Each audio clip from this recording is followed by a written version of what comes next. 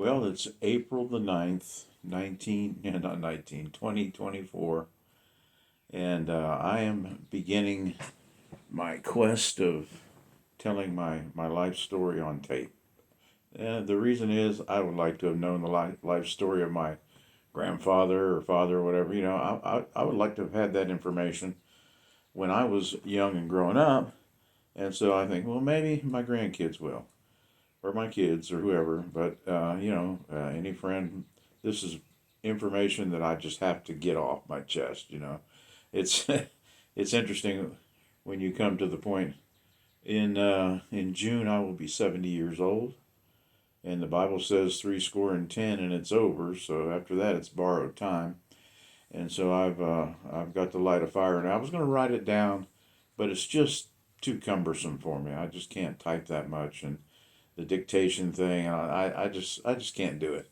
But what I've determined is I think I'm going to oh tell my story, but I'll leave off the more salacious things, we'll say, and I think I'll write a book about that. I mean, seriously, there's some things that I think maybe somebody else could learn a lesson from my mistakes, or perhaps they could learn something good from some of the things that I've done over the course of time.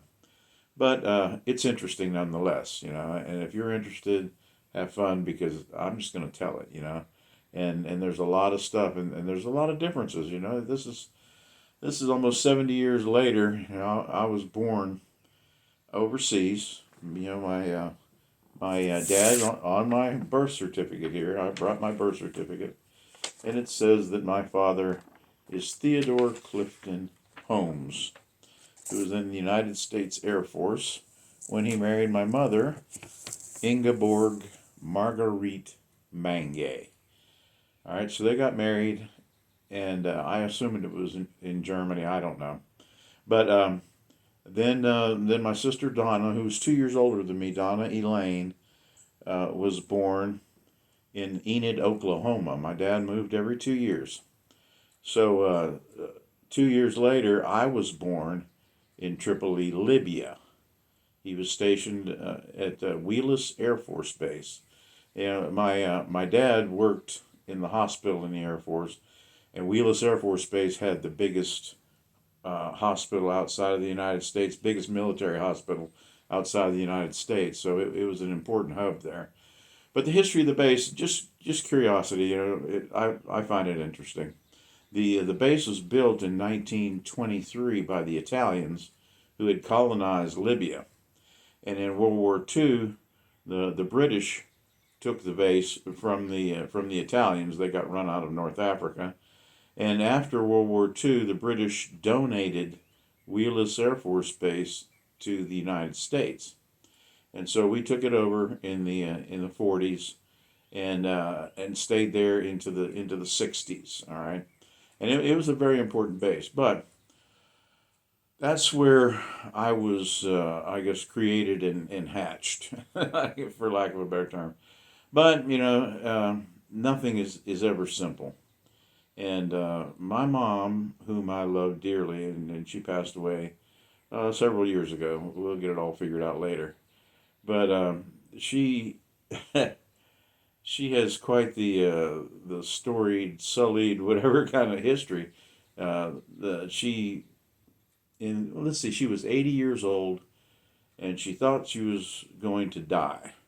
She was on her deathbed. She felt that it was over, and she was living near my sister Susie, and she called Susie into the room, and she more or less confessed, deathbed confession, that Susie's father was not the same as my father.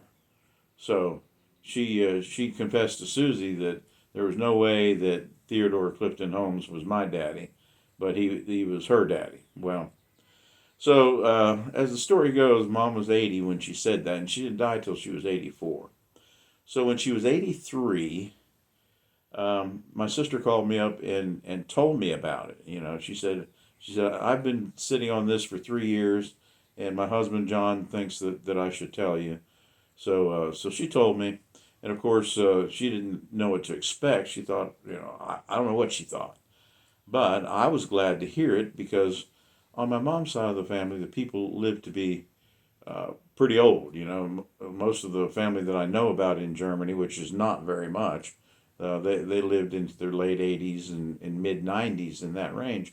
But on my father's side, there's a quite a bit of difference. His male kinfolks all died around 60 or earlier. They just keeled over, and I don't really know from what. There was no talk about it, but you just knew. And sure enough, my dad died, but he wasn't my dad. She confessed that she was having an affair with a Libyan guy. I don't know who. All she's told Susie was that his name started with R, and so my name's Ron. Started with an R. Then my brother Rob. Then my brother Rick. One each year afterwards, and we were named in honor of this guy who was supposedly the only man that my mother ever really truly loved, from what she told my sister. All right, so we get off to a little rocky start. Born in a desert in Tripoli, Libya, in Wheelus Air Force Base. Right. All right. So what do I know about Wheelus Air Force Base? Not much. I just told you pretty much all. But my brother Rob, I was born June 23rd. I think his birthday was like June 3rd, if I'm not mistaken. But he was born less than a year after me. And Rick, he was born like in April, so he was born less than a year after him. So it was boom, boom, boom. So, all right, so we were still living in Tripoli, Libya when Rob was born. And I had to ask him, to sort of verify. We did a what do they call that stuff? DNA check, ancestry.com. That's right. And sure enough, Susie did it, and she was obviously German and some sort of British kind of thing going on the map. And then me, I was German and North African, Bedouin. Bedouins are sort of nomadic tribesmen, I guess. In North Africa, they go all the way up through the mountains in Turkey. So basically, I'm a mix of a Bedouin and a German. My mom German for sure. More stuff about that later, but it ends up that Rob was born in Libya, and he had the same father as I did. So he came out the DNA. His dad was Libyan. My dad was Libyan, and all the. Well, I don't know about Rick. I doubt my brother Rick was Libyan because he was only there 2 years. Had two kids in 2 years. So I doubt that. But he hasn't checked it. He just doesn't care. I guess I don't know. But so that's how it got started. Well, then from Libya, we moved to D.C. and Air Force Base. Oh my goodness, I forget the name. I'm just right outside of D.C. My dad was stationed there for a couple of years, and my brother Rick was born in D.C. And then 2 years after Rick was born, my sister Susie, whose real name is Lenora Diane, Susie was born in a place called Noura Sur, Morocco. And Noura Sur, Morocco, once again had a really big American base there, and so that was when I started to actually have memories. I was around 4 years old, so I'm going to say that 4 years old is where I started having memories. Different people are different, whatever. But so I started having memories, and my memories were very distinct. Some of the things that I remember. We lived in the desert, and I remember the family had a little Volkswagen car, and we drove to the ocean. We drove to the ocean to visit a friend, a Moroccan friend of my father's, whose name was Fernando. And Fernando, this guy, he stuck in my mind. He was huge. There's a picture, one of our family photos of this big old man. He had me and my brother. We were lifted up in the air. He was standing at the beach in his swim shorts, and he had us both, one in each hand, holding us over his head. and I was terrified of this guy. You could just smell the garlic on his breath, and he was sort of, he was having fun. He was loud. He was bald headed, but he had hair all over his body. He was sort of a spooky guy to me. But he really made an impression, and he cleaned some fish while we were at his house. I remember he stuck his fingers in a fish head that it had like razory teeth, and he chased us kids around with it. So I remember that stuff. I remember, going to the market and seeing like a big thing of beach balls, because we lived on a little base, and there just wasn't much around. So when we went into town, when this market had these beach balls, that stuck in my mind. And one time we stayed at a hotel or something, because I can remember standing out on this wrought iron kind of little walkout porch deal and looking down the street, and a big bicycle race went by. And there's probably 40, 50 guys, and they're all colorfully dressed, and it was really exciting there for the town that we were in. So it was really cool, but I don't really remember much. Was that no, no? Um, I'm trying to think. I cut my hand. My You can see this finger here stiff. It may have been there in Morocco, or when we moved the next time to Maine. But I was making a Halloween costume. I always wanted to be a hobo. It's probably almost ended up that way. But I was wanting to make this costume, and my mom was busy. She had some friends over, military wives and all that. And I said, Mom, I need some scissors. And she said, Go away, I'll get it later. And so I went in the kitchen and got a knife and decided to cut this material with a knife, and I slashed my hand, and the military doctors did not fix it. It's like been this way all my life. So that was one thing I remember there. But eventually, of course, 2 years later, we moved again. And this time we moved to Limestone, Maine. And Limestone, Maine was a MAC base, or a SAC base. I remember it was a SAC base. And where am I at here? North Sur Morocco. Yeah. I made some notes here, which is pretty cool. But Loring Air Force Base in Limestone, Maine. There we go. Yep, it was an amazing period in my life, because my first memories were camels. I rode a camel, by the way. When I was a little kid, I can remember that. Rode a camel, and gone to the beach and all this desert, and everything was hot all the time, and we lived on a base that had chain link fence all around it, and I can remember, like I said, memories started then.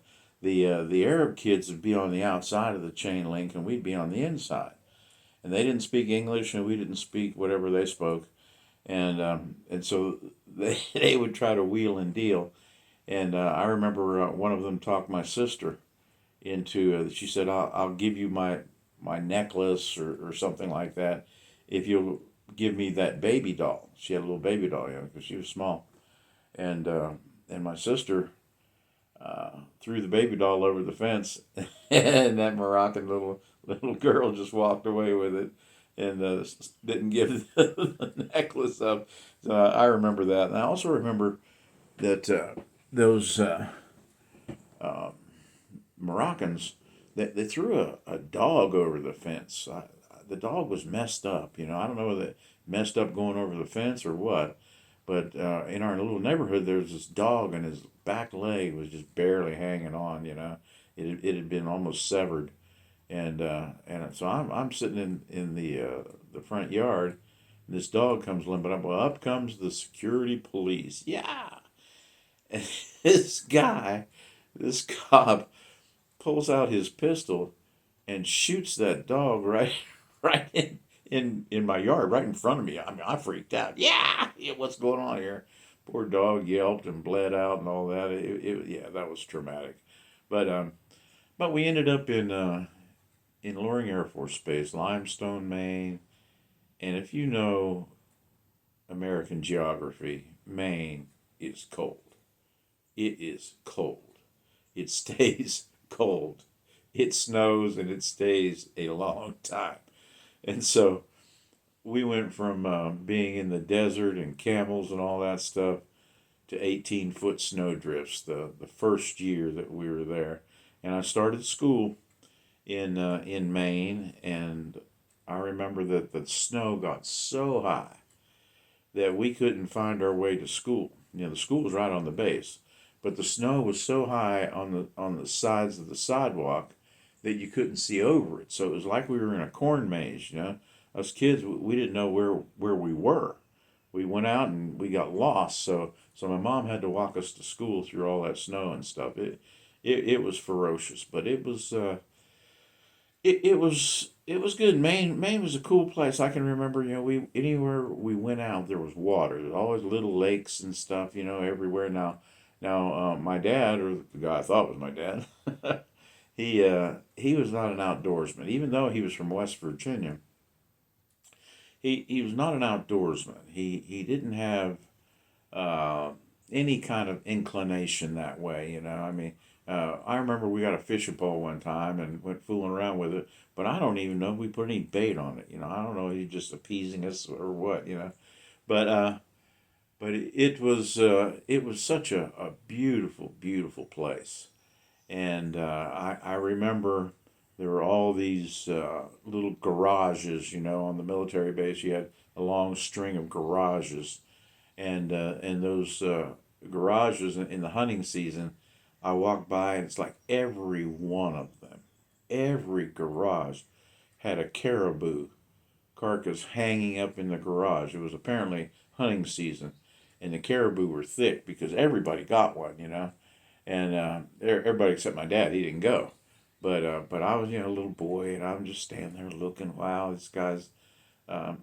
starting to skin this caribou. Well, he he saw me watching, and he cut the lower leg, you know, the last joint on the caribou's leg, and he says, "You want this?" So he hands me this leg, the bottom part of it. You know, there's no meat on it, but there's fur and stuff. It's skinny. And so I thought, wow, this is great. I'm going to take this home. You know, this is a real treasure. As I was going home with it, a pack of dogs started following me, scared me to death. But I made it home with it. I don't remember whatever happened to it. I don't think my mom was too happy about it. You know, I mean, she was not really a fan of that type of thing. But I'm trying to think. Oh, yeah, some of the stuff. One of the things that we did as a family is when they harvested potatoes, they would let the people from the base, I guess, or whoever, pick up the potatoes that the picker missed. And so all of us kids went out there, and we all had a duffel bag we were pulling behind, and we walked through that field and we picked up potatoes and threw them in the bag. So that was a jackpot. That was fun. I remember that. I remember that was when I started to um, understand patriotism. You know, when you're brought up on a military base, your mindset is different. The things that you're exposed to are really different. And I can remember just as a little boy, we would be driving on the base, right, and then they would sound the reveille of whatever kind, you know. They would be taking the flag down, or you know, whatever, and my dad would always pull over. Everybody would pull over like they do in the South with a funeral. Everybody pulls over, but my dad would pull over and he'd get up and or he'd get out and he would face wherever the nearest flag was and salute. So me and my brothers, we would sort of line up and salute. So it was it was good. You know, I enjoyed being a military kid. I didn't realize I was one, but I enjoyed it. I had a very very good life. I felt while my dad was in the military, and he was somebody that needed to be in the military. He was a guy that couldn't really make his own decisions and all of that, and he needed that structure. He needed to be, I guess, forced to show up to work and those kind of things, And my mom, she was really good. She was a very, very good mother, very attentive. She was German, and the German customs and all that. She still had it. She would shine our shoes. Our shoes were lined up, and she would get the shoe brush and she would shine all of our shoes every day. She would wash the sheets and iron the sheets. I, I thought it was every day. I don't know. It was just all the time. But she was just a whirl of energy. And my mom is really short, and she had a really bad limp.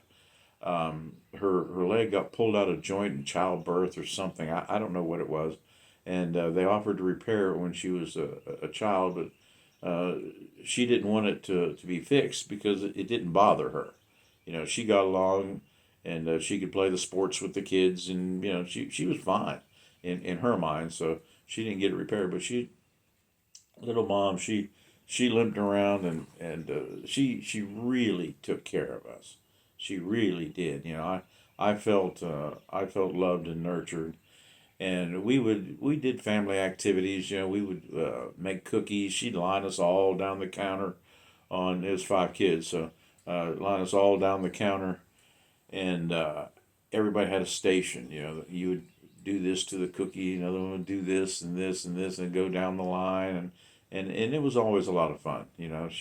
She instilled in me I guess somewhat of a love and an interest in cooking itself. It's always been very positive in my mind. Meals were a highlight, and in our day growing up, everybody sat down at the table and had dinner at a certain time, and all those things. And it's not. It's not the same. I guess it wasn't the same when we got to be teenagers. When you put the pot of chili on the stove, whoever walked by got it. But there was real structure when I was just a kid, and so we would go visit my dad's family in West Virginia from time to time. Now, you know you're gonna have a hard time following me with the family things, because it's so mysterious and disjointed and so on that it's hard to follow. But I'll do my best. But we would go to West Virginia and all load up in a Studebaker station wagon, and we would drive from Maine all the way to West Virginia in the Studebaker station wagon. And I always had a propensity to get car sick. I remember that. I was always motion sick, flying, driving, whatever. And my mom and dad, they were merciless. They both smoked cigarettes, and they would roll the windows up in the car, and both of them smoking cigarettes at the same time. So it wasn't long, and the air was awful. So it made my motion sickness worse, made my stomach upset worse. And I just survived those trips. But it was really interesting when we got to West Virginia. It was a different world. It was a different world. We would go. My grandmother, who we called Nanny, and my grandfather, who everybody called him Uncle John, and they were married, I guess, forever, pretty much. But my grandfather was a trip. He was a little skinny guy, very, very skinny, sort of sunken in the face, and all that. And he hardly ever said anything. But in the little place that they lived in a place called Louise, and Louise played a big role in my life. It really did. We went back and forth there for years. I would live there. I considered myself a creek boy because Louise was right by Cross Creek, and Louise was a coal camp. There was a coal mine not far away, and I don't think that it was active at the time, but there are active mines right there. But that coal camp was strictly to support the mine, and it had there was a ball field, and at one time there were semi-pro ball games at that ball field because the coal miners were pretty good baseball players, you know, and so we'd go there, and they lived in a tiny little house, and my grandmother and grandfather had a room, and then in the back, Uncle Lewis and Aunt Alice. Uncle Lewis was my my dad's. Well, how can I say this? Confusing.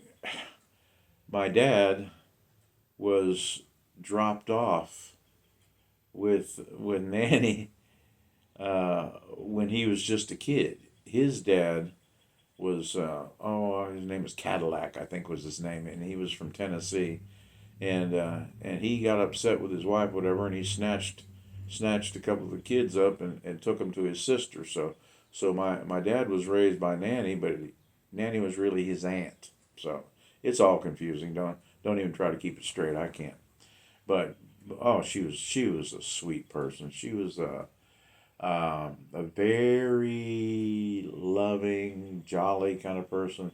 She was a big woman. I remember her big chest would sit down. She'd sit down, and her chest would be on her lap, you know.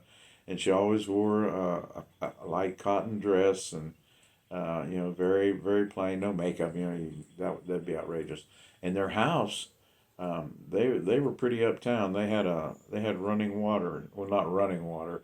They had a pump at the sink inside, and a lot of people around there had to get their water from outside, you know, and then there was an outhouse and all that, you know. It was interesting. It really was. But there'd be seven of us, and we would cram.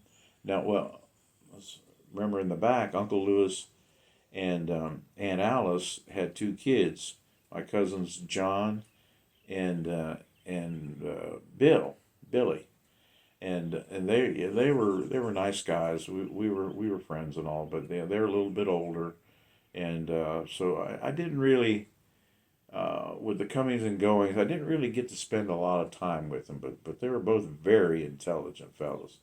I think one ended up a lawyer and the other one a scientist or something, you know.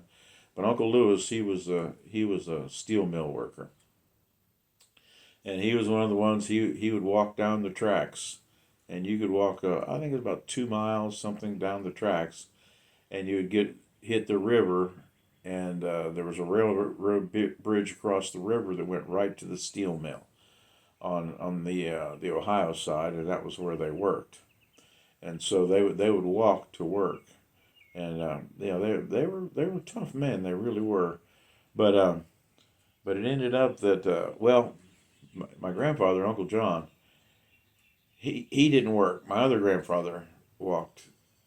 Well, oh, it gets so complicated. My other grandfather walked with Uncle Lewis down the tracks, but uh, the one we called Granddad and everybody called Uncle John, he uh, he was a coal miner, and at some point or another he got injured in some kind of a mining accident, and he decided from that point on that he wasn't going to work, so he didn't work. He just sort of hung out. So this old grandpa, we'd get there, and every time, here comes seven people in this little place. We were everywhere, and every time he had a couple of beagles, and we'd come in.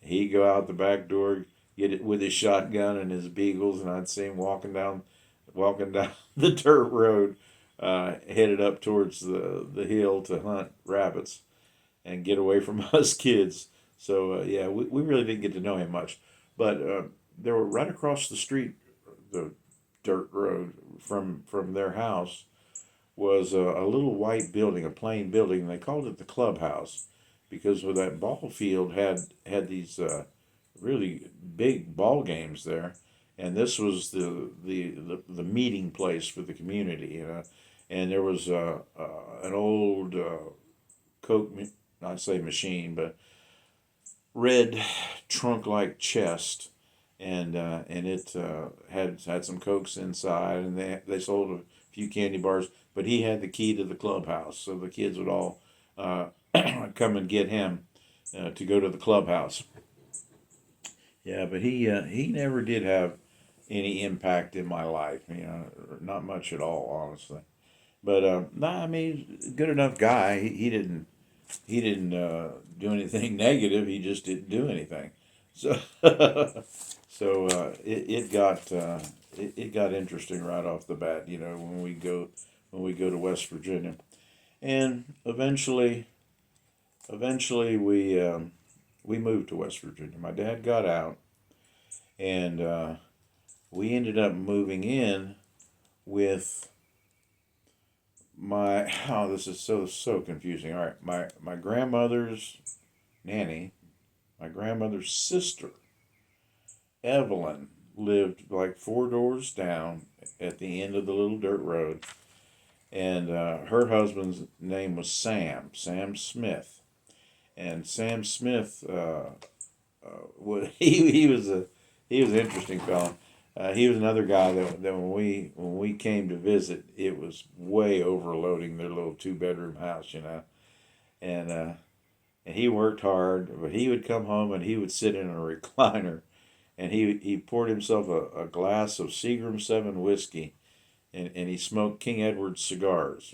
He'd sit there and smoke cigar and sip whiskey, and if anybody got close enough to him, he would reach out and pinch you. He'd grab a piece of flesh and twist it.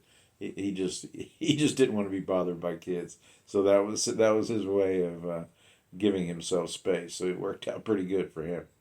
But we initially we got out. We moved in with them, and it wasn't long before we moved into our own apartment. And our apartment was in a town called Follinsby, West Virginia, and we lived above a store that was closed down called Mike's Market. And Mike was a Greek guy, and he lived in the back. That we had the whole top floor of this big old store, but there was an apartment that was separated with a laundry room, then an apartment in the back. This old guy Mike that owned the store and ran it for years lived back there. And my sister Susie said he was a pervert, but I don't know. He never gave any indication like that to me. I wouldn't have known anyway. That's crazy. But but so I when we moved there, I was in it's a little iffy. Second or third grade. I thought it was third, but I'm not 100% sure. But all I can remember is we went to a school that was right. It was across the street, but catty corner.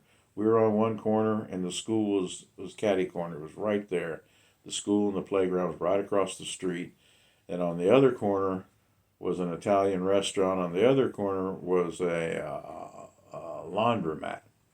I remember the laundromat had a pop machine, yeah, and it cost a dime for a drink out of that machine. I remember that. So this school was Mahan School, and I had to adjust because I remember, you always hear about West Virginia being behind in school, and their rankings and whatever. But man, when I moved from Maine to West Virginia, I was behind because in Maine, the math was adding and subtracting. I get to West Virginia, and they're multiplying and dividing, and it just blew me out of the water. Wow, what is this? And I finally, I caught up. But the things I remember most about school was well, there were several things. It was a cool place. It was either two or three story red brick building, had big old steps going up. I remember that, and the the playground that was that was what I enjoyed, of course. The principal was a guy named Robert Gaio, and I can remember he would play marbles with us boys out in the playground, and he was good. He could shoot. I liked him a lot, but you didn't want to get sent to the office. There was the old timey paddle with the holes drilled in it, hanging up, and he'd lay the wood on you. That was his job. If you got sent to the office, you knew what was going to happen.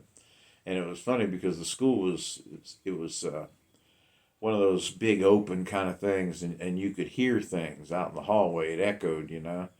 And man, the teacher sends somebody to the office, and it wouldn't be long you'd hear them yelping, "Pow, yow, pow, yow." So it tended to keep us kids sort of in line.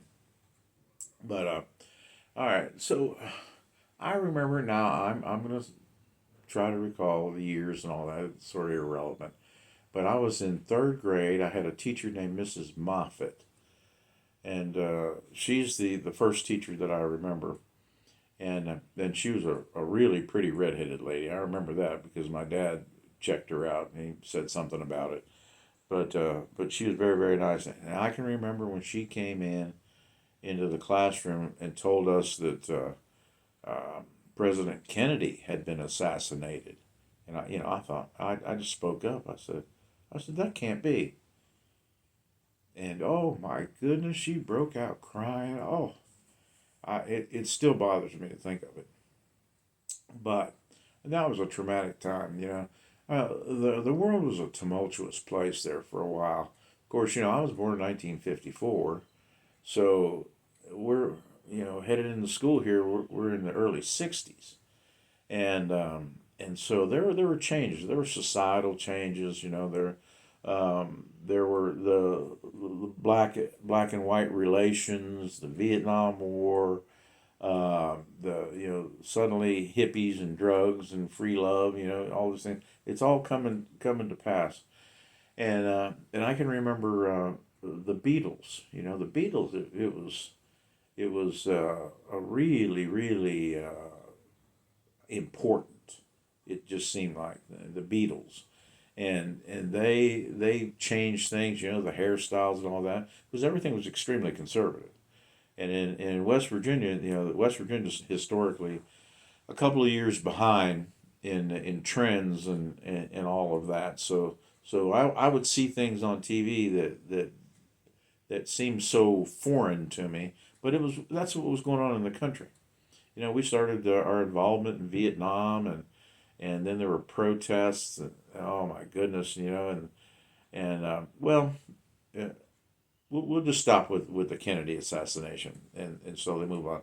But the reason I remember the Beatles so much is because they stuck out in my head. I can remember one time somebody just walking down the street in front of my house, and they were singing that Beatles song, "I Want to Hold Your Hand," and I mean they were into it, and that was a big thing at the time. I remember the first time that I went hunting. I was 12 years old, and the Beatles song "Yesterday" was playing on the radio when I got out of the car to go into the woods.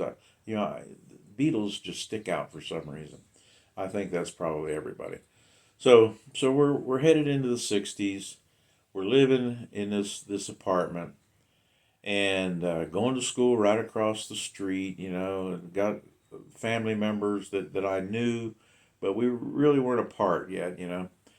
And so. What goes on? My dad, I don't know.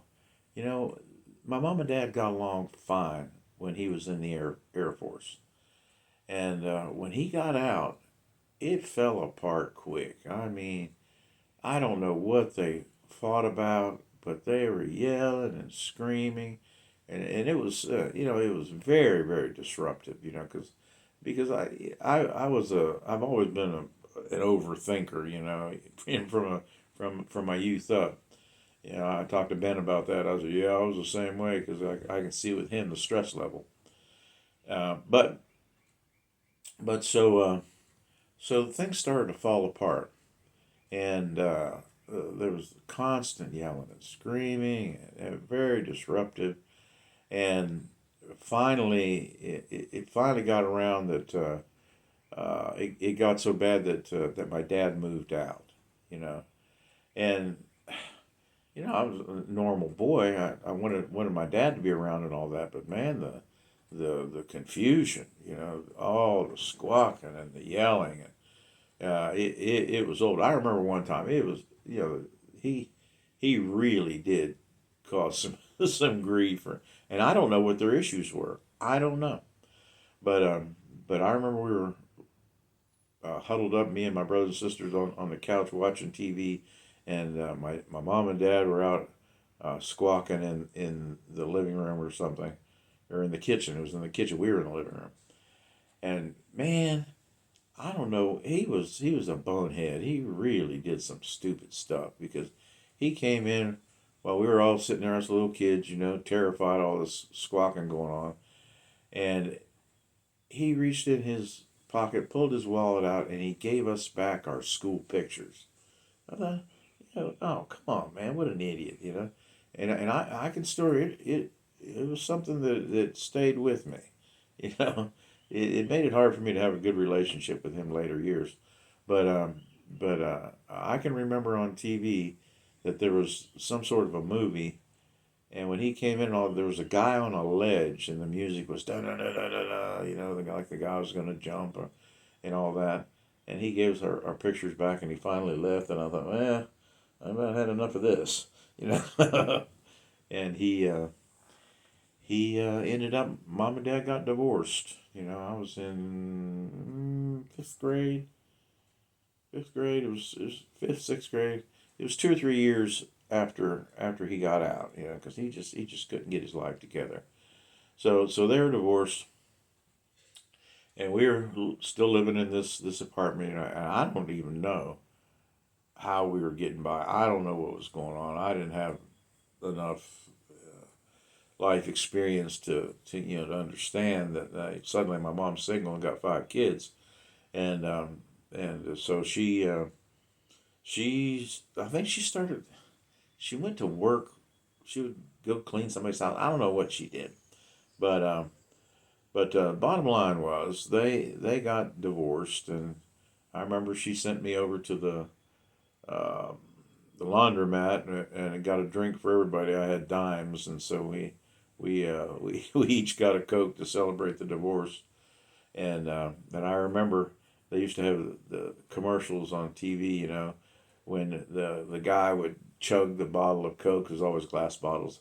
He'd chug the bottle of Coke, and when I was a kid, you didn't get Coke. That was a very, very rare event. Coke and candy bars, and those kind of things. It just didn't happen. We were poor. We didn't go to restaurants. We didn't have junk food. There's none of that stuff.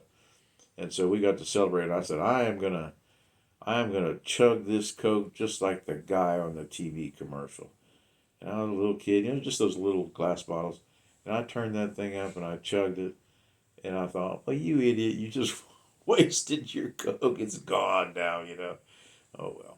But but I remember that. Well, oh man, then life got even more interesting. It's always been interesting, but it got more interesting. So here we are in this apartment. All the squawking is calming down now. And what happens? Next, my uncle, remember I told you about, we moved in with my grandmother. Well, she wasn't my grandmother at the time, but Aunt Evelyn and Uncle Sam. We moved in with them. And Aunt Evelyn, she had a nickname Dum Dum. One of the cousins started calling her that when they were little, and she just accepted it. So we'll call her Dum Dum from now on. So Dum Dum's son, she had three sons and one daughter. The oldest son was Joe Deskin, Deskin, and then his younger brother, his name was Kaye, Kay Deskin, and then there was Uncle Pete, who was his true name was Samuel Pete Smith, because that was when Dum Dum remarried and married Uncle Sam. His last name was Smith, and then Aunt Sandy was the youngest one, and she was always the sweetest human being, kind, gentle, understanding, just an angel. She really was. I think she's still alive, but um, so out of nowhere, Uncle K shows up at our house, right? Okay, well, I just think we got relatives visiting. Well, he stayed. And I thought, what in the world is going on? Well, of course, at that time, for something like that to transpire was scandalous. Here my mom let my dad let my dad's cousin move in with us, and he got out of the army. Right, he had been in the army. He was in the Navy for a hitch, and in the army for one or two, and he got out. And when he got out, he didn't go home. He didn't go to Dum Dum and Uncle Sam's house. He came to our house. So, you know, I don't know how they got hooked up. I don't know what went on, but he moved into our house, and it caused a disturbance. It caused a disturbance. I remember Uncle Joe came over. He was drunk, and he knocks on the door, and he gets into an argument with Uncle Kay, and they ended up going back in the alley behind our house and duking it out. I don't know what the final result was, but nobody actually told me. But they had a physical altercation over it. Well, it ended up that caused a real rift. It caused a real rift. It really did. It was scandalous. To get divorced was bad, but get divorced and then suddenly start shacking up, for lack of a better term, with somebody that's related to your ex husband. It got technical.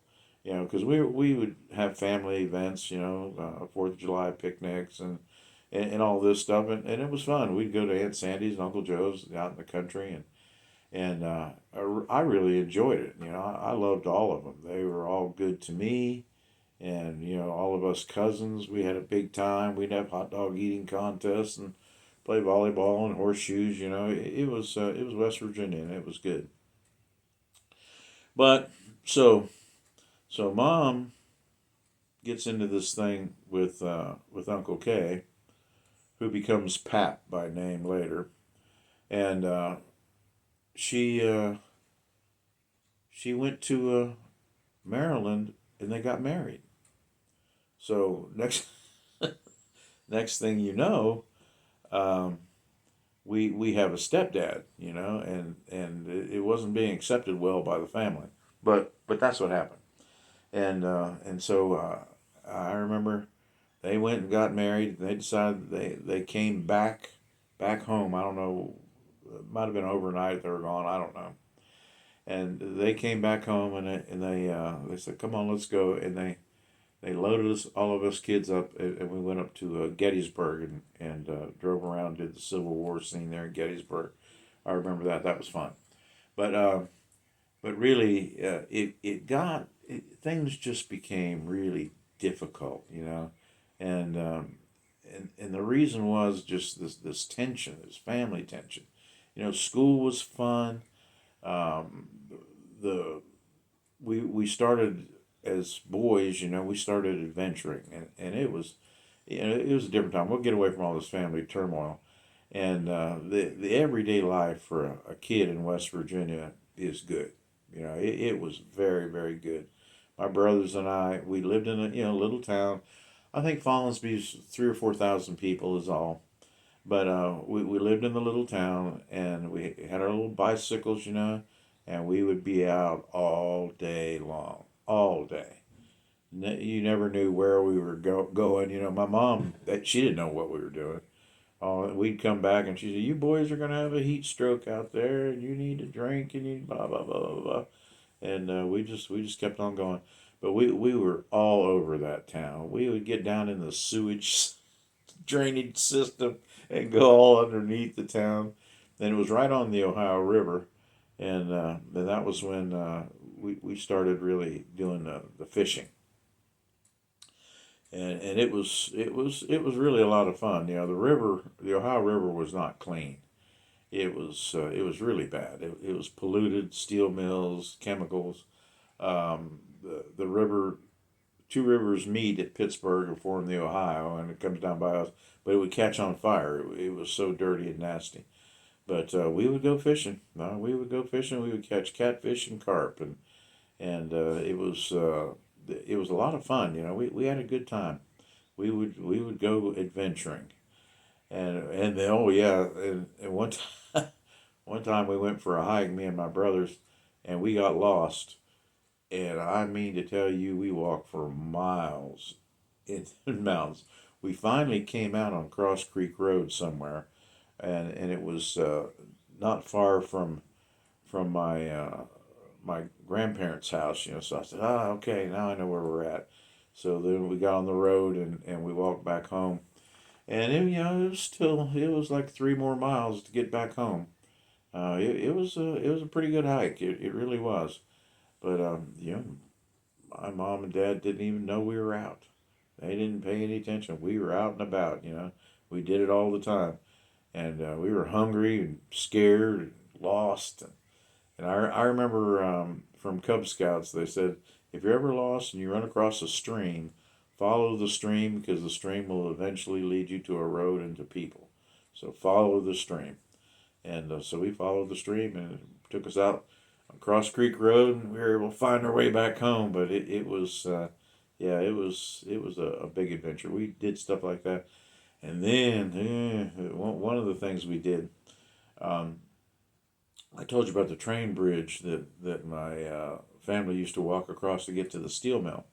Well, we would walk up to that train bridge, and there was a metal cable up on the side where guys would go up the side of the hill to get up on the bridge to walk across to work. So us boys, we're in grade school. I might have been. I was either in fifth or sixth, and then Rob was a year younger than me, and Rick was a year younger than him. So it was us, the Three Musketeers, and we got up on that bridge, and we climbed the girders going up the side. I mean, this is a big bridge. The Ohio River is a major river, and this train bridge, it was up in the air, and it wasn't like it was a safe bridge to fool around on. There was a 2 or 3 wide board walkway in the middle of it, but if a train came, you had to get off that because it came up over the walkway. But we would climb up those beams on that bridge and raid the pigeon nests, the poor pigeons. And we'd stuff pigeon eggs and baby pigeon in our pocket, then go across the river to the steel mill. And the steel mill, they had these train cars, great big bucket like cars, and they had slag in them. Slag is the waste product of steel manufacturing. It's like a molten bunch of stuff. It's waste products, but it's red hot, and they would take it and dump it, and when they dumped it, it would just light the whole sky up. I don't know where they were dumping it, but they just dumped it out, and it would light the sky up. But so we'd go take those poor baby pigeons and the pigeon eggs, and that train car with that big old bucket thing would come underneath us, and we'd throw them down in there and go kapoof in that molten stuff. Oh boy, I still feel bad about doing that now, but it was just a grand time back then. Kids, we were pretty destructive. But but so let's see what went on. Well, of course, Uncle K, we started calling him Pap, and that stayed that way the rest of his life. And he took me when I was 12. I can remember I was still in, I guess, sixth grade, and he bought me my first gun, and that was a big event in my life, huge. To get my first gun, it was amazing. And he would take me hunting every once in a while, but later on I had a gun, and I had my friends, and we'd go up over the hill, and the rest of my time I've been interested in guns and hunting and chasing stuff. But he did get me started there, and also we've got a locust invasion coming up here. But when I was in, I think it was sixth grade once again, we wanted to go camping. So Pap took us out by the high school in this big old field. There was a big field out there, and we went camping out there. And I mean, it was a trip. Those locusts came, and we built a fire, and those locusts were everywhere. They were thick. All we could do was just hide in our little sleeping bags to keep them off of us. It was pretty wild. So I'm sort of looking forward to seeing what it's like now. But I can remember like in the 5 and 10 in Fallon's being in front of the ladies be out there with a push broom sweeping up piles of locusts because they would crunch under your feet. You know, there were so many of them and loud. Oh my goodness, it was scary. But Pat, he took us out there and he just dropped us off, which I never thought anything of it. You know, but later on, when he moved where I was when I had kids, I said, "Oh, good, you can take my kids hunting and camping and all those things like you did with us." And he said, "No," he said, "I'm not into it." And I said, "What? What do you mean you're not into it? You did it for us." He said, "No, I didn't." He said, "Don't, if you remember," he said, "I didn't camp with you." He said, "I'd drop you guys off." He said, I never did like camping. And he said, in hunting, he said, I never carried a gun. You know, he said, I took you because young men need to have that experience. You know, so it was good though. No, it really it started things um, happening in life. You know, I started to find some of my own likes and dislikes and things. You know, it takes a while when you're a kid. So so sixth grade was at Mahan School. Oh, and I have to admit, sixth grade is the first time a little girl made my heart flutter. and, and I went to my 50th class reunion. Well, I guess it's been 2 years ago now. I went to my 50th class reunion, and there was my little friend, Terry Anderosi, and I'm telling you, she was the most beautiful little girl. She was sweet. She was smart. She was drop dead gorgeous, and a good Italian family and all this stuff. And I remember she invited me to her sixth grade birthday party, and I was flabbergasted. I didn't know what to do. You know, I thought, oh, you know, girls they got cooties and stuff, but this one didn't seem too cootyish. So I remember I went to her birthday party. I remember that, and then before seventh grade started, I moved away. Yep, I just moved down the road. I think it's 3 miles down the road to Wellsburg, West Virginia. Wellsburg is 5,000 people, so it's a little bit bigger than Follinsby, but it's just right down Route 2, the road that runs along the Ohio River. So it's just right down the river. We moved to 25th Street in Wellsburg, West Virginia. They just experienced a flood this past week, and I'm sure that house got a water full of or a basement full of water because it would flood. It was right by the river, but it was a nice old house, but it was nestled in. It's interesting because there's so many bars. You know, right next to our house was a bar called the Blue Bonnet, and it was I don't even know how they stayed open. You know, I mean I never saw anybody really going in and out of there. But then across the street was another bar called Joe's Hideaway. And Joe's Hideaway, there was a little more activity there. You know, it was sort of a biker bar because there'd be motorcycles out there.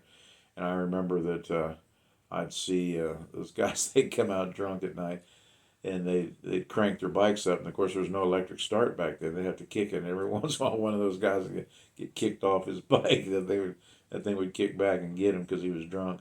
Yeah, they would get noisy. And then across the street from that, on the other side, was Harry's Hideaway.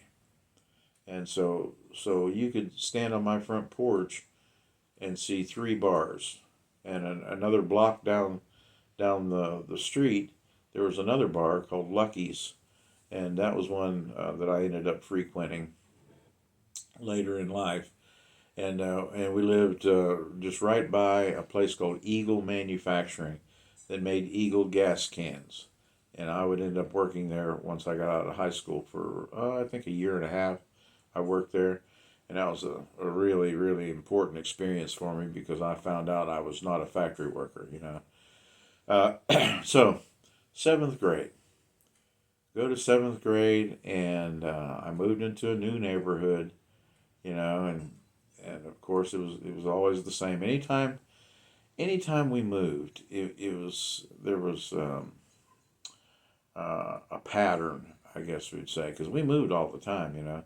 And as kids, you move, and it was me and my brothers and sisters, and my brothers and I were tight, and they would invariably, we'd move to a new place, and they would go to the playground or whatever, and they'd get into a little bit of a tiff with the local bullies, and they would say, you mess with us, and we'll go home and get our brother." And of course, you know, the punks would say, "Well, go get your brother."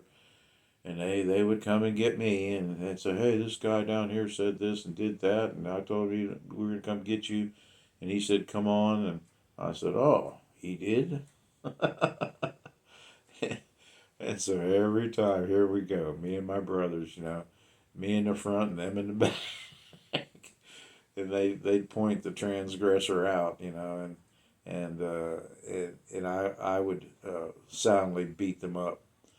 I felt bad about the kid I beat up there, you know, that first kid there in Wellsburg, because you know, we were older by then. You know, we're junior high age, and and starting to get a little more serious. You know, the little tips, the fights, and all that starting to get a little more serious.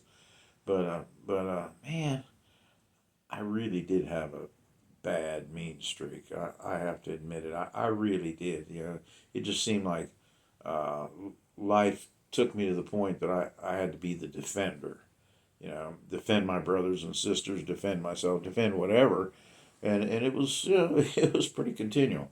But so I don't know how they got into it, but there was some kid, they came and they said, "Hey, this kid did this and said that, and you know, whatever." And his name's Lou Ball Miller. I don't know what Lou Ball is, but that was his name, Lou Ball Miller. And so I thought, okay, let's go see what he's got to say, you know. And we went, and we met him at the graveyard. That was interesting. I think it was my only graveyard fight. But we met at the graveyard, and this kid was mouthy. He was mouthy. And so he started yammering, you know, running his mouth and all. Well, somehow along the way, I found out that he'd had some sort of a surgical procedure or something. You know, he had I think they said like a kidney operation. I forget what it was, but he had some sort of a injury on his side, and I did my usual thing. I went straight for his injury. I punched him in his kidney. It was bad or whatever, so he didn't last long. But that made me feel bad because, you know, I didn't really understand how badly I could have hurt that kid, you know. But there was a streak, you know. And it started. I remember in Africa. I remember when we were in Morocco, living on the base, and some kid. We had those little garages, you know. I told you about the caribou. That was how they built it. The things that had the little garages. And this kid, for whatever reason, he just stood in front of his garage and said, "You can't come in my garage." And I thought, "What?" Yeah, because we're just neighbors, man. "Yeah, you can't come in my garage. Stay out of here." Well, as soon as he said that, of course, the first thing I wanted to do was go in his garage. So I went in his garage, and he started some stuff, and I had a propensity for flashes of violence, you know, and it just was there. But I reached down, and I remember it was a big old nail. It was probably 16 penny nail, because I was only like 5 or 6, or you know, so I was just a little guy. And I picked up that big old nail, and I just wham drove that thing in his head and ran away. And oh my goodness, I got it for that one. You know, his mama came and talked to my mama, and a big bully boy of yours just stuck a nail in my kid's head, and oh, I got torn up. You know, I mean, I wasn't violent because I didn't have direction. I was violent because it was in me. And then it wasn't long. I know in that same period there was just a lot of trouble with these kids, these military kids. Well, this one kid he started doing something or other, and I thought, okay, so I went after him. Well, he ran from me, and so I ran to get him. You know, I mean, whatever ticked me off, I was upset, and so I'm chasing this kid down. Well, he makes it to his house, and he was busting through the screen door, and you know he thought he was safe. He was in his living room, and I was right on his tail, and I came busting through the door right behind him, and I believe it was on the couch. I had him down on the couch, beating the snot out of him until his mother came and rescued him. Needless to say, I got in trouble again. You know, but you know, I don't know what it was, but I think, yeah, I don't know. I sort of lean towards the concept of everybody's got a streak in them, you know, and because of all the continual changes and challenges and new situations and you know the dynamic with my brothers going to the playgrounds and whatever, there was always some kind of a fight, and and I just took it to heart. You know, I mean, I got carried away. I really did, and I'm not proud of that, but it's just a part of who I am, and so going through life, it was pretty steady with that kind of thing, you know. And matter of fact, I tell this story, but when I went in the Air Force, I got pulled out of the basic training. They hadn't decided where they were going to put me, and I was guaranteed the mechanical field, but not a particular job, you know. And so they took a group of us and they were going to make us weapons mechanics, right? All right, so weapons mechanic. Well, that's all well and good. What is a weapons mechanic? I didn't know, but I found out, and they showed us a film.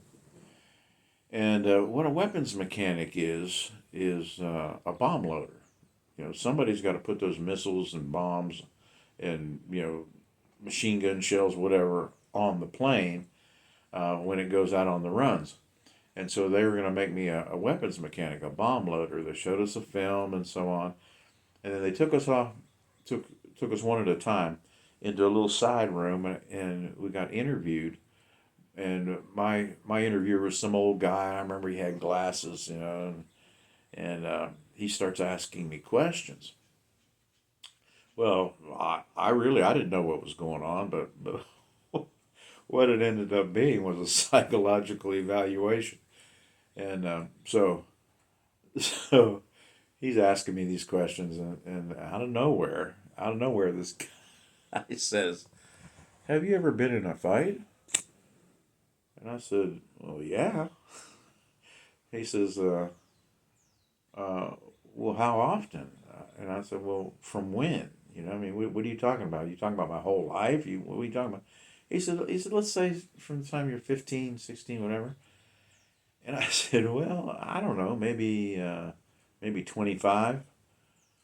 And the guy, he takes his glasses, he slides them down at the end of his nose, and he looks over at me.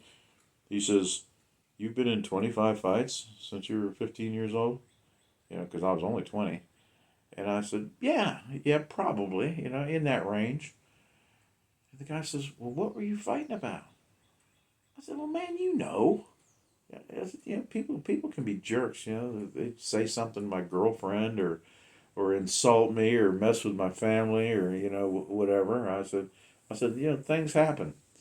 And the guy he terminated my interview, and I was not a weapons mechanic.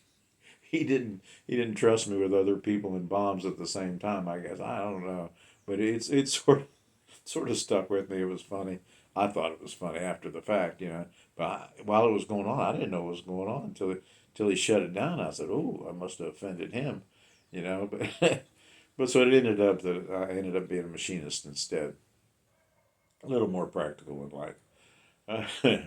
All right, so junior high, man, junior high was a time. It really was, because once again we moved to a brand new town. It was just a short distance away, but we moved to a brand new town, new neighborhood, new school, new everything, and it caused the same old tussles. It ended up getting in fights and struggles, and then we're coming up on about to interject girls into the situation, which has always been a difficulty. But so so junior high, I started in with a new group of friends, I mean we were buddies, and we played hard. We were hard going fellas. They ended up in a lot of mischief and let run free. I think of how my children were brought up, and they were brought up in a strict home.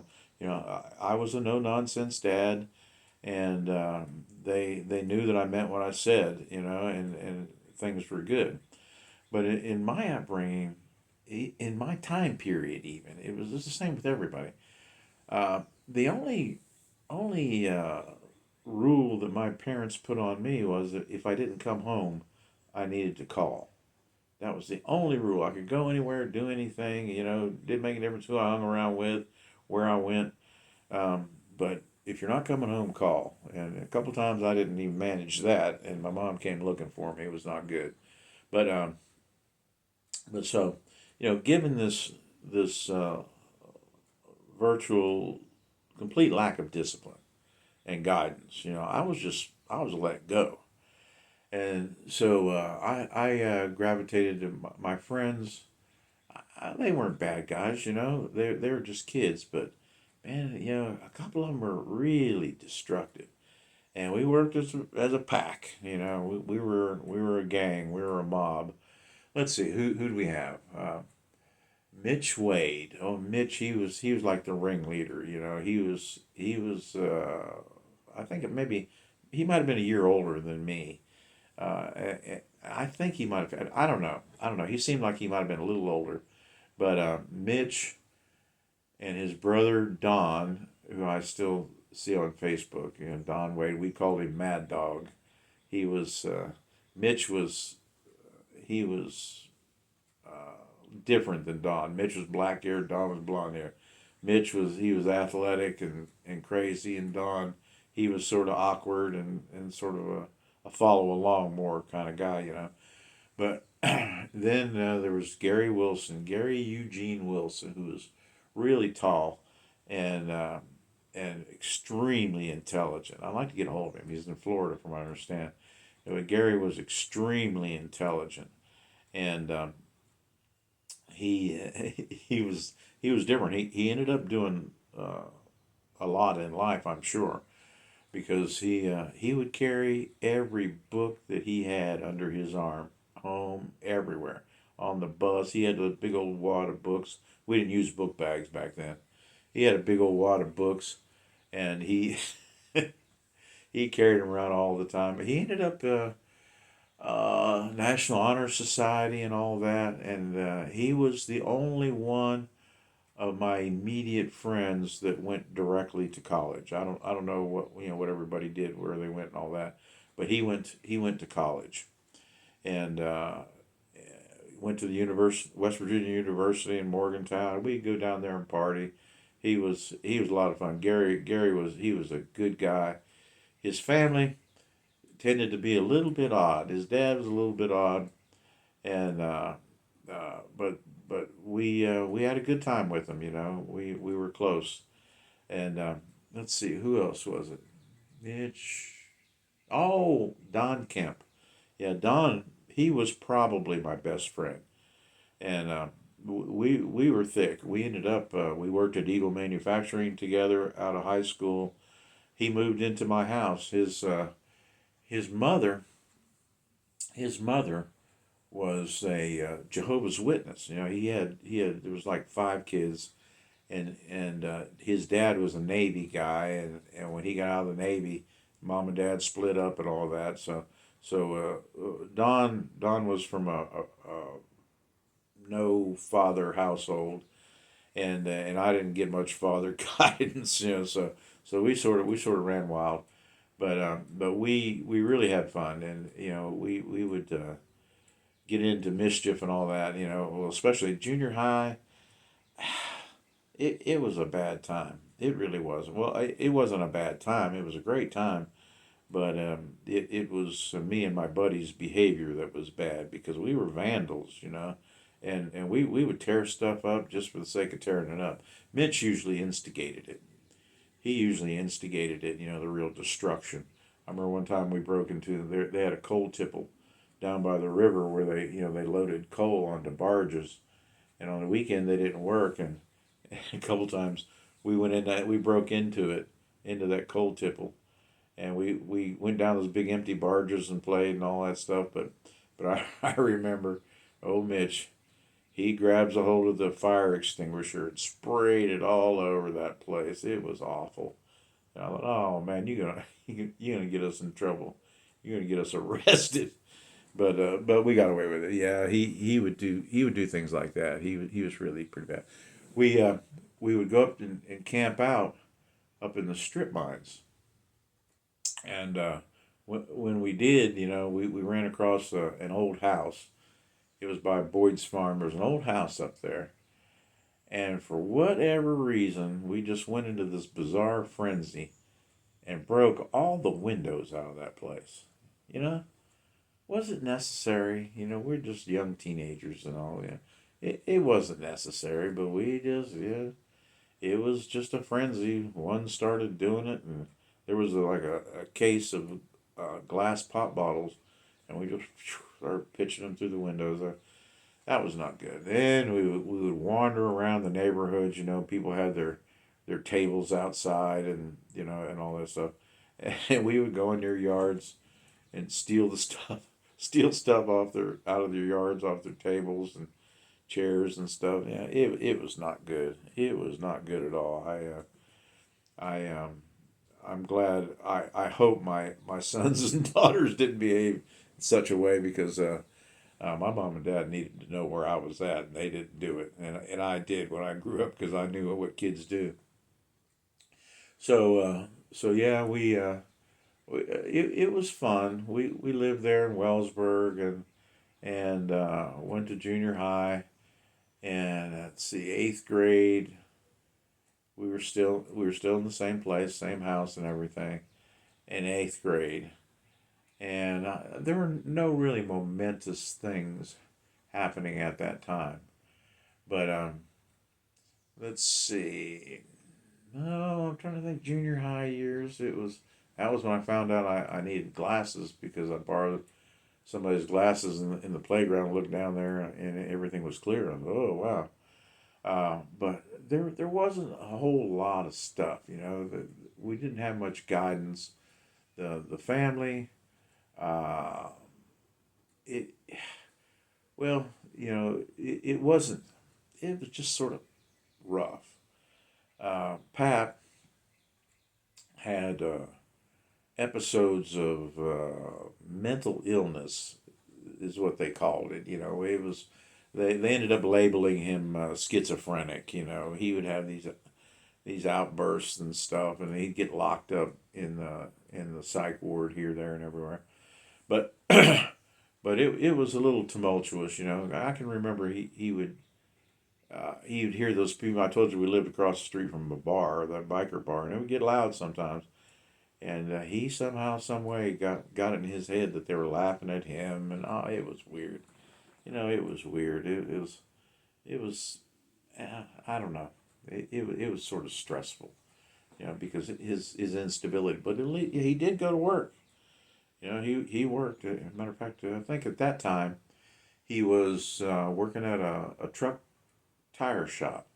And he ended up hurting his back a little bit, but yeah, he always worked, and we always had a place to live. We always had food to eat. We always the bills were paid and all that, but we were poor. We big family, and he didn't have a highly skilled job. Eventually, ended up being a diesel mechanic and making a decent living. But at that time he was emotionally unstable, and it caused just a lot of grief. It really did. It caused a lot of grief, and we just sort of dealt with it now.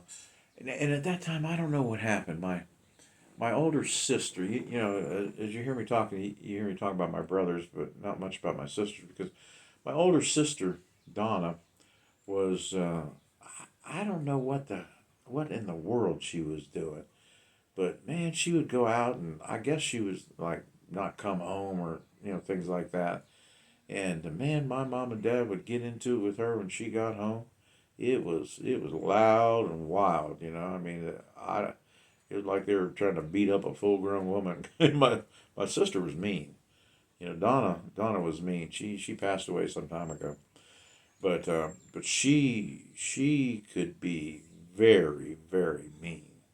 And and I remember her getting into tussles. Well, she fought with mom and dad, but I remember one time in particular when she put the ironing board up across the hallway that went to the bathroom, blocked the bathroom. And I think it was Rick, my brother Rick, had to go to the bathroom. So he says, "Hey, let me through to go to the bathroom." She says, "You can wait until I'm done." And so he didn't feel as though that was necessary, and he just busted through. Well, when he did, oh, it broke loose. I mean, my sister, she grabbed a wire coat hanger and started thrashing him with it. I think she eventually threw the iron at him. I mean, she was just mean. She was one of these people that there would be back then. The television only had 3 or 4 channels. It wasn't much, but we had a television, and it'd be on one channel or another. Well, she would leave the room and be gone for a half hour or whatever, and somebody would change the channel to something different. She'd come charging back in there. I mean, yelling and screaming. Change it. I was watching. Wow. Yeah, she was just hard to get along with. She was difficult, but but I didn't have to deal with her much. For whatever reason, she was a little older. Okay, so man, I'm all the way up to 8th grade. I might get this done. I decided that I wasn't going to shave until I finished this, and I got a couple weeks head start. I went to Florida for a couple weeks fishing with my friend Ronnie, and I said, I'm not going to shave until I finish this. I'm all the way up to 8th grade already, so life is moving along here. All right, so what do we got going on? Living in Wellsburg, West Virginia, and the everyday life for my junior high years, we played. We played basketball, football, baseball. Up about 4 blocks from the house was a swimming pool and a park, and we went to the swimming pool every day. And we played every day. We camped and fished and hiked and biked. As I got a little older, we started hunting, and West Virginia, you can hunt anywhere. Just go up over the hill.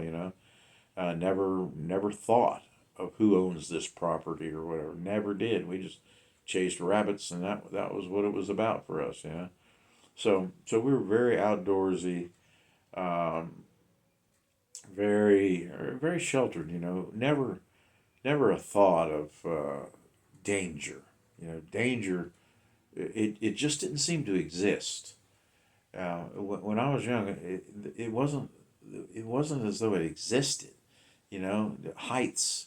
We were mountain people, and so to go climbing around in a strip mine, hanging off the cliffs and all that stuff. That was just what we did. It wasn't extraordinary. That was just how we lived. We were mountain people, and we did mountain things. We And if you rode your bicycle, you had to have some legs because you were going uphill and downhill, and so it was. I feel that it was a very very good atmosphere. I love West Virginia. I love the people of West Virginia.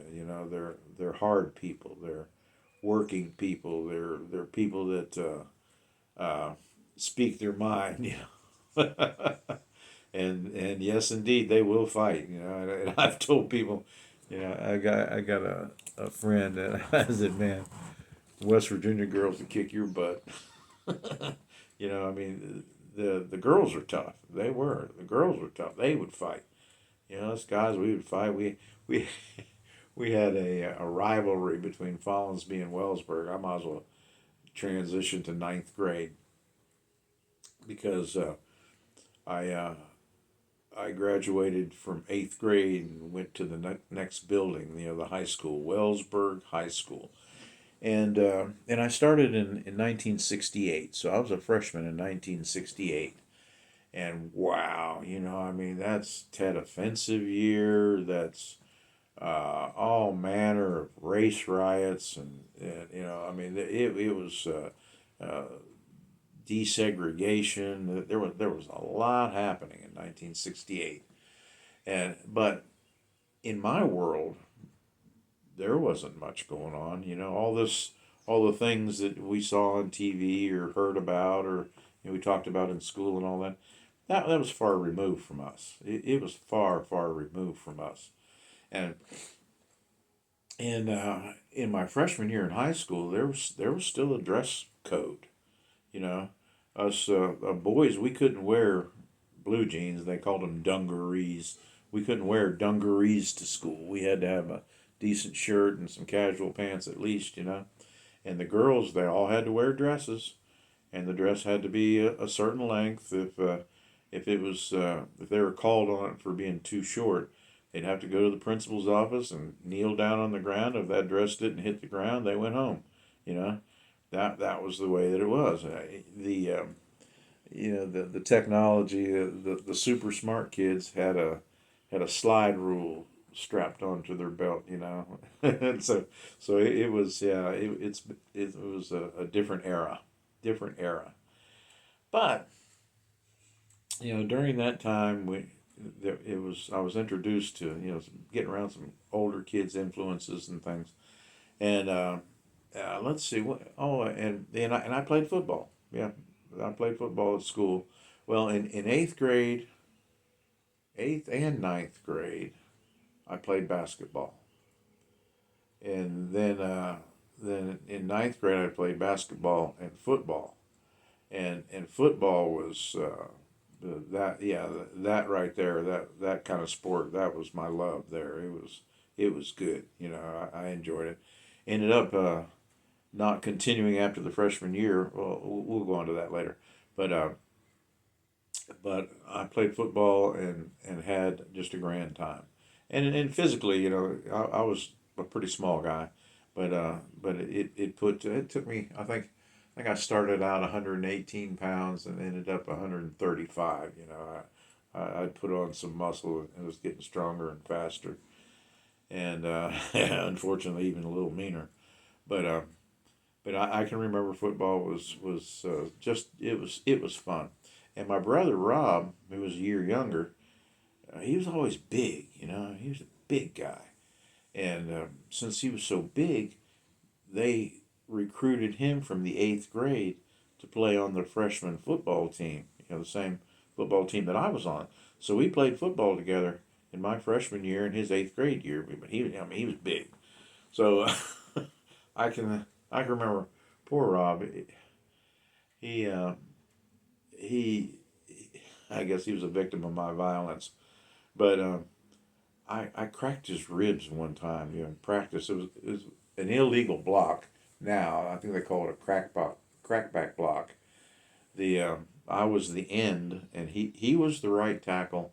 I was the left end, and so he was off to my right. Well, we did an illegal move. Now the tackle on the offense got down on his hands and knees, and when Rob went to go around him, I hit him from the side in the ribs and sent him flying through the air and broke his ribs. That was not good. And then another time, we were practicing in the field, and there was some dog do. I tackled Rob, and he slid through that nasty. He slid through that dog do, and just had it smeared all over him. It was disgusting. Yeah, poor guy. But yeah, freshman year, Wellsburg High. It was the Orange Knights. That was orange and black was our colors, and the Knights was our name, and our arch rivals, Follansbee Blue Wave. Yeah, they were 3 miles up the road, and they were the enemy in everything. In everything, they were the enemy, and I can remember they even cheated in football. They really did. And also, I hope somebody that was involved in that hears this. but we played Follansbee, and the one of the referees was the father of one of their players. Camilletti was his name, and Italian guys. I was always squawking with those Italian boys, but yeah, Buddy Camilletti, his dad, and I can remember well that we scored. I mean, our running back went across the line and scored. But that the referee, whose son was on the other team, said that it wasn't a score because his knees didn't go across the line. Well, the knees don't have to go across the line; the ball has to go across the line. So instead of winning the game, it ended up being a tie. And so I thought, these Follansbee people. So then, we really had a little bit of animus between us, and we started these skirmishes. The guys from Follansbee would get in a car and they'd come cruise over in Wellsburg. All us punks hung out at the Dairy Queen, so they'd come cruise the Dairy Queen looking for a fight, and we would give it to them if it could be arranged. But back then we hitchhiked, and I can remember.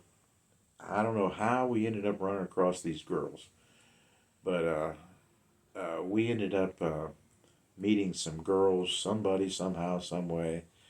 But me and Don Kemp, and I think maybe Mitch Wade, we hitchhiked up to Follansbee and met these three girls at the park up there, you know. Well, we're out walking with these three girls, and all these people come running by, and said, "What's going on, man?" They said, "Oh, we heard there's some guys from Wellsburg down here somewhere." And I thought, "Oh, I know who that is," It was us, and so we were on foot. We didn't have a car, and so we said, "Well, girls, I think we better get on out of here," So we sort of broke off from then, and we went down to the road and started hitchhiking. And I'm thinking, boy, I sure would like to be home now because this roving mob of people, they're out looking for us, and we were just, hey, what's this? And so there's three teenage boys were standing in a row right in front of the fire station at the end of Allegheny Road in Follansbee. We're standing there hitchhiking, and I see those boys coming down the street, from the park. I'm like, oh, no, no. What are we going to do now, because we were outnumbered. We were miles away from home, and we had to get by somehow, some way. Well, this car pulled over, I thought, phew, in the nick of time. So we go running over there, pull the door up and start piling into this car. And this guy says, "Hey, what are you guys doing?" I thought you're giving us a ride. He said, "No, man, I'm just parking. Get out of my car." And so it ended up that I think it was like three of those Follansbee guys came. There's three of us and there's three of them. And they came up to us and they started running their mouth. and we just walked away from them. We just walked away from them, and they didn't push it. They wanted to be punks. They didn't want to really fight. They just wanted to be punks, and so we didn't push it. But I pushed it later. Yeah, those rats.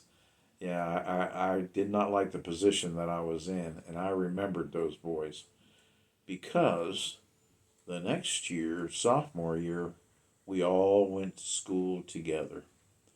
They opened up a new school, Brooke High School. It was a county school, Brooke County High School. And so us Follinsby, Wellsburg, Short Creek, Beach Bottom, part of Weirden, all 4 or 5 different schools all went to one big school. So we were put together, and that was very convenient for me because I found each one of those punks. Yeah, I found them in school, and I just nonchalantly in the hallway. I remember one of them in particular walking, and he knew me and I knew him, and he's sort of walking sort of close to me, being a punk.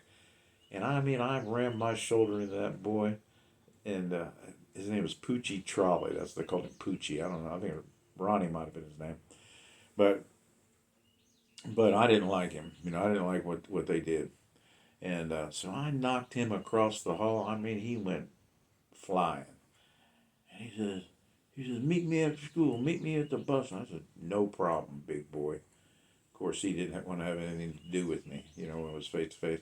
So I did that to 3 of them, and out of the 3, they all sort of avoided the situation, because there was no escape. There was no escape. Now I'm not trapped in your territory. Oh, so sophomore year, uh, that was an amazing time. You know, 1969, and things busted wide open. I mean, we're in this new school. We're going from a school of 500 to a school of 2,000. There's 500 in each class, and all these new people, and our enemies are now suddenly together with us. And in there somehow, some way, I discovered girls, and it was not good from there. I I really complicated my own life. Because you talk about all the fighting and squawking and all that. It just exacerbated it. Made it worse. But yeah, but that year it changed so dramatically. The dress code. All right. So freshman year, can't wear jeans, anything like that. The girls wearing dresses. Walk into school, man, it's mini skirts and hot pants and bell bottom jeans and tie dyed shirts, and the guys are growing whiskers and growing long hair and stuff, and the girls, oh my goodness, they were so beautiful. They were gorgeous. They, the girls had the tight jeans and the midriff things and long hair. They all had long hair, and they were so athletic. And we didn't have hardly any what you would term fat kids in our school. It was a different time, and the boys are all physical, and the girls, they were all slender and athletic, and yeah, it was a good mix. So we start, and bang, man, it is different. The whole society's changing. The music changed. The suddenly there's hippies. Hippies, people with beads and headbands, and poetry and music and all this, and then of course 1968, it was the Tet Offensive in Vietnam, and there's a real backlash, and there were riots, and all that stuff going. Not where we were. There weren't riots where we were, but the country was just in this upheaval, But yeah, sophomore at Brook High School, I was in no upheaval whatsoever. I was just enjoying my life. Everything was wide open, running around, and of course, let's see that would have been about when I discovered that we could get people to buy beer for us. Us boys, we could scrounge up a little bit of money. We would go out and collect pop bottles and cash them in, or get a little bit of money somehow, some way, and get somebody to go out and we'd stand out in front of the convenience store and get somebody to buy us a couple of quarts of Stroh's beer, and we would go up in the strip mines and camp out and have puking contests. Really, really brilliant. And but it did. It started I don't know. I got a little taste for beer. Of course, I'm half German, so there it's built in you. If you're German, beer and sausage, sauerkraut and stuff. But yeah, it was really it was a totally different time, totally different. And of course, sophomore year, I guess it would have been. Yeah, sophomore year, right at the end of it, I got my driver's license and all that, and then that really changed things. All right, so we're 1969. We're in Brook High School, and still living. Let's see, that first year I was still living in Wellsburg, and we ended up moving back out to Louise, my dum dum's house. She moved out. Uncle Sam died. She moved out, and the house was open. So it ended up our family moved from 25th Street out to Louise, out in the coal camp again, and it was different. It was different. Now my friends they were in town, and I was outside of town. So we were constantly walking back and forth and hitchhiking and all that, hanging out together. And they would come out to my house, and they were my mom and dad really liked my friends. They shouldn't have because they were pretty destructive fellas, but they weren't destructive to my family. They weren't destructive to us. It was just we focused on things on the outside to destroy. But I say I'm trying to think any other things. I'll have to sit back and recollect because man, '69 that was a wild time. There was a lot happening in society, and it was just starting to catch on in our part of West Virginia. It was starting to catch on. So I think I'm going to quit right there for now and try to regroup my mind and continue on. So we're in the sophomore year in high school, Brook High, living in Louise, and life's interesting. I'll get back to you.